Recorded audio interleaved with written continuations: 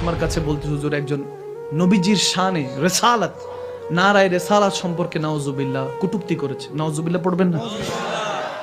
না বুঝলে আর একটু বুঝে, আপনি সেই নবীর উম্মত যে নবীর উম্মত হওয়ার জন্য সমস্ত নবী প্রস্তুত হয়ে আছে। সুবহান, রেডিমেড। এই যে ছোট ছোট বাচ্চা আমার নবীর উম্মত, যে নবীর উম্মত হওয়ার জন্য ঈসা রুহুল্লাহ এই মুহূর্তে অপেক্ষা করছে। আপনার বিশ্বাস হয় না? হাদিসে মওজুদ ঈসা রুহুল্লাহ এই মুহূর্তে আসমানে বসে বসে চিন্তা করতেছে, যদি আমার প্যারা নবীর উম্মত হইতে পারতাম। আমরা সেই নবীর উম্মত। খুশি নাকি বেজার? আরো জোরে খুশি নাকি বেজার? নারায়ে তাকবীর, নারায়ে রিসালাত। নারায়ে রিসালাত পছন্দ করেন? আমি বললাম নারায়ে তাকবীর, আল্লাহু আকবার। এটা আসছেই তো নারায়ে রিসালাত আমার নবীর থেকে, ইয়া রাসূলুল্লাহ। ঠিক না? যুগে যুগে এরকম আছে আমার নবীর শানে বেয়াদবি করে, এরকম যুগে যুগে আছে। আমার নবী বলছেন প্রত্যেক যুগে একটা না একটা ফেরাউন থাকবে।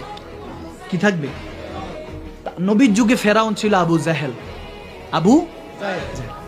এবং আবু জাহেলের সমসাময়িক আরেকটা ফেরাউন ছিল, নাম হলো আবু লাহাব। আবু কি? তাব্বাত ইয়াদা আবি লাহাবিন ওয়া তাব। সে বলছে আমার নবীর যাতে দুই হাত ধ্বংস হয়ে যায়। নাউজুবিল্লাহ, নাউজুবিল্লাহ। আরো জোরে বলেন না?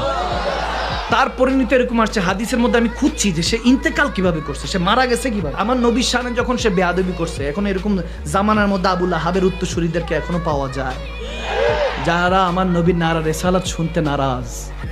ঠিক কি না? যেখানে তাওহীদের কথা, নারায়ে তাকবীরের কথা, সেখানে নারায়ে রিসালাত।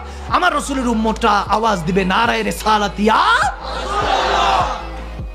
আছে উম্মত, আমার নবীর গোলামরা এখনো আছে, নবীর জন্য আছে, আল্লাহর জন্য আছে। আছে কি নাই? কিয়ামত পর্যন্ত নামাজের মধ্যে মুমিন বান্দারা তাব্বাত ইয়াদা আবি লাহাবিন ওয়া তাব আওয়াজ দেন। সবাই কি করতেছে? নামাজে পড়ে না? তা আল্লাহ আবু লাহাবরে গালি দিলা, এটা নামাজের ইবাদত বানাই দিলা।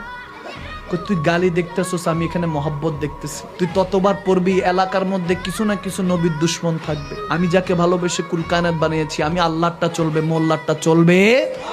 আমি আল্লাহ জারি করে দিয়েছি আবু লাহাব এবং তাদের উত্তরসূরিদেরকে সারা জীবন নামাজে বৈশা আমার ইবাদতে গাইলাবি।